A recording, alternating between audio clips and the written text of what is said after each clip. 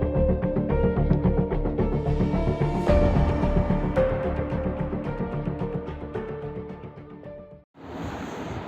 के खिलाफ जंग जारी है और इस जंग में जो सबसे बड़ा दारोमदार है वो हमारे चिकित्सा कर्मियों पे हैं, स्वास्थ्य कर्मियों पे हैं, जो हर जुगत करके, हर कोशिश करके मरीज को बचा लेने की फिराक में लगे हुए हैं।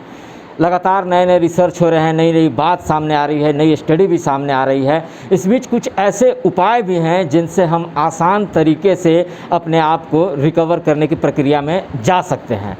दरअसल आपको हम बता दें कि कोरोना संक्रमित जब कोई मरीज होता है तो उसके पास जो सबसे ज़्यादा दिक्कत होती है वो ऑक्सीजन की दिक्कत होती है, उनका ऑक्सीजन लेवल कम होने लगता है।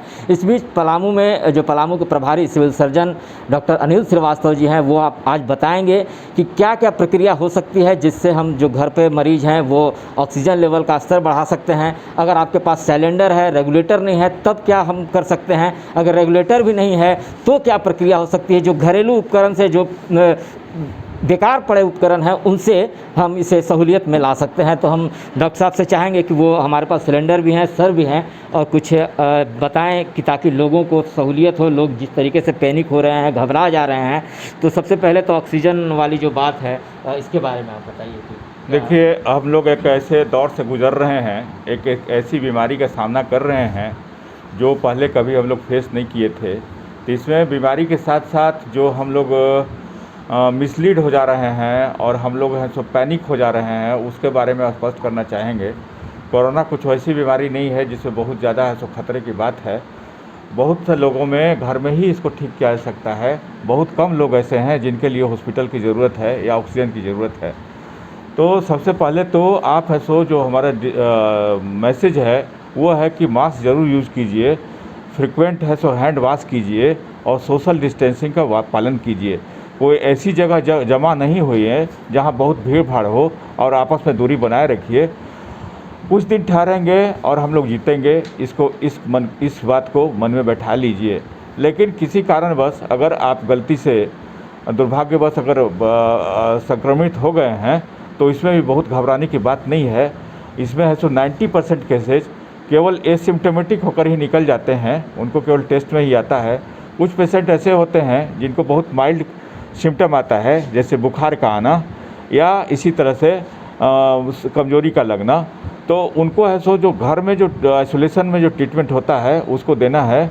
उसमें जो बेसिक दवाइयाँ हैं, जो एजिथ्रोमाइसिन है या पैरासीटामोल है, उसका सेवन कीजिए। विटामिन सी इससे बहुत ही असरदायक है। आज इसके साथ साथ गर्म पानी का गरारा कीजिए और घर में बने रहिए, योग कीजिए और डीप ब्रीदिंग एक्सरसाइज कीजिए। सांस अंदर रोकिए, उसको रोकने की और उसको होल्ड करने की कोशिश कीजिए। ऐसे करके आप ऐसे काउंट कीजिए कि कितना देर तक सांस अंदर रख पाते हैं। अगर आप 30 गिनते तक सांस अंदर रखते हैं तो ये बहुत अच्छी बात है। धीरे धीरे सांस अंदर रखने का जो समय है उसको बढ़ाते जाइए। इसको अगर आप 1 मिनट तक करते हैं तो ये आपके लिए बहुत अच्छी बात है। योगा कीजिए और अपने आप को पॉजिटिव रखिए। आप याद रखिए कि हम ठीक हो जाएंगे। अगर मान लीजिए कि आपके पास SpO2 मॉनिटर है, आप ऐसे उसको अगर नापेंगे तो उसको देखेंगे कि अगर आपका 90 से ऊपर ऑक्सीजन लेवल बना हुआ है तब भी कोई घबराने की ज़रूरत नहीं है, लेकिन कुछ प्रिकॉशन की ज़रूरत है। अगर आपको लगता है कि सांस लेने में तकलीफ़ है और आपका SpO2 93 से नीचे जा रहा है तो एक घरेलू उपाय है जिसको करने से आपको ऐसे ऑक्सीजन की ज़रूरत नहीं पड़ेगी।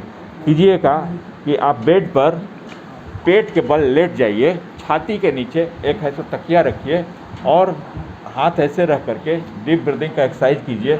चित कम लेटिए, पट ज़्यादा लेटिए, साइड में लेटिए, बगल में लेटिए। ऐसा करने से, अब बार बार अभ्यास करने से देखिएगा कि आपको ऑक्सीजन की ज़रूरत नहीं पड़ेगी और आपको है सो लंग का कैपेसिटी बढ़ते जाएगा। कभी कभी ऐसा होता है, अभी हम इस दौर से गुजर रहे हैं कि बहुत सी चीज़ें मार्केट में उपलब्ध नहीं हो पा रही हैं। उसमें एक है ऑक्सीजन, दूसरा है उसका रेगुलेटर। तो इसमें 2 स्थिति हो सकती है। आपके पास अगर मान लीजिए कि आप है सो आपके पास सिलेंडर है, अगर इसमें तो पहला सलाह है कि आपको अगर ऑक्सीजन की ज़रूरत है तो नियरेस्ट अस्पताल जो भी है वहाँ पर चले जाइए। और वहाँ पर मान लीजिए कि सिलेंडर है और रेगुलेटर नहीं है तो उसके लिए हम लोगों ने एक है सो जुगाड़ डेवलप किया है जो कि तत्काल रूप से तो प्रभावी है, लेकिन ये है सो रिकमेंडेड नहीं है, इसलिए बहुत मजबूरी में ही इसका उपयोग करना चाहिए। ये देखिए, एक मेरे पास एक सिलेंडर है डिमोन्स्ट्रेशन के लिए, और ये इसमें है सो यहाँ पे है सो इसका रेगुलेटर लगता है, यहाँ से रेगुलेटर लगता है और उससे जो है सो कि गैस बाहर निकलता है। तो अगर रेगुलेटर नहीं है तो क्या करेंगे? 20 ml का सिरिंज, 20 ml का सिरिंज ले लीजिए, और इसका पीछे का जो पार्ट होता है, पीछे का पार्ट होता है इस तरह का रहता है, इसको है सो आप कटिंग कर लीजिए। सिरिंज का एक्चुअल स्ट्रक्चर देखिए, ये सिरिंज हुआ। इसको निकाल लीजिए, इस पार्ट को यहाँ जो चौड़ा पार्ट है इसको काट लीजिए, इस पर है सो सैलो टेप या माइक्रोपोर चिपका दीजिए, और इसको इस छेद में यहाँ से अगर कसेंगे तो ये अंदर चला जाएगा और ये अच्छी तरह से फिट हो जाएगा। चाहे तो इसको एमसील वगैरह से भी इसको सील कर सकते हैं। ऐसा करने के बाद देखेंगे कि हमारे पास एक नोजल निकल आया है। इस नोजल को हम है सो ऊपर से अगर खोलेंगे तो इस नोजल से हम है सो इसका जो ऑक्सीजन सप्लाई का जो नाक तक जाता है, वहाँ तक जाने के लिए एक सिस्टम हमको डेवलप हो जाएगा। मान लीजिए कि यही है, इसमें नोजल हमने लगा दिया है, इसको यहाँ से कस देते हैं तो बिना रेगुलेटर का भी हम ऑक्सीजन सप्लाई कर सकते हैं। ये हम यहाँ मुंह में जाएगा, इसको इसे खोल लेंगे ऊपर से, इसको रेगुलेटर को ऊपर से खोलेंगे, यहाँ से ऑक्सीजन निकलेगा और इससे हम है सो सांस ले सकते हैं। ये तो एक अवस्था हुई। दूसरी अवस्था ये हो सकती है कि आपके पास ऑक्सीजन भी हो और आपके पास सिलेंडर भी हो, ऑक्सीजन भी हो, सिलेंडर भी हो, उसमें ऑक्सीजन भी हो, और लेकिन रेगुलेटर एक हो, इसमें एक रेगुलेटर हो और हमारे पास 2 मरीज हों, तो एक रेगुलेटर से 2 मरीज को हम कैसे सप्लाई करेंगे? इसी को मान लीजिए कि यही रेगुलेटर है, इसको हम इसमें फिट अगर कर देते हैं, ऐसे फिट कर देते हैं, तो इसमें से एक नोजल हमको प्राप्त हुआ है, इससे एक ही पेशेंट को सप्लाई हो सकता है। लेकिन उसका देसी जुगाड़ ये है कि मान लीजिए कि मेरे पास पुराना स्टेथो या नया स्टेथो पड़ा हुआ है, और इस तरह से स्टेथो का चेस्ट पीस जो होता है, ये इसको हम निकाल लेते हैं, तो मेरे पास क्या हुआ? एक है सो इसका आउटलेट प्राप्त हुआ, और इसको हम यहाँ फिट कर देंगे। इस साइड में देखेंगे कि हमारा 2 आउटलेट आ गया, 2 आउटलेट आ गया, एक नोजल से 2 आउटलेट आ गया। एक पेशेंट को इसमें फिट करके और एक पेशेंट को इसमें फिट करके हम उसको सप्लाई दे सकते हैं। फॉर डिमोन्स्ट्रेशन हम बता दें आपको कि जैसे कि अगर हमारे पास ये इस तरह का ट्यूब है, तो हम इसको इसमें फिट कर देंगे, यहाँ पर फिट कर देंगे, और दूसरा को इस पर फिट कर देंगे। तो इस तरह से हमारे पास 2 आउटलेट मिल गया। एक पेशेंट एक ही रेगुलेटर, एक ही सिलेंडर से हम 2 पेशेंट को सप्लाई कर सकते हैं। इमरजेंसी में अगर हम में संसाधन की कमी है और आप उसको पूरा नहीं कर पा रहे हैं, तो हम इसका उपयोग कर सकते हैं, और इसको जान बचाने के लिए इसका उपयोग करना भी चाहिए।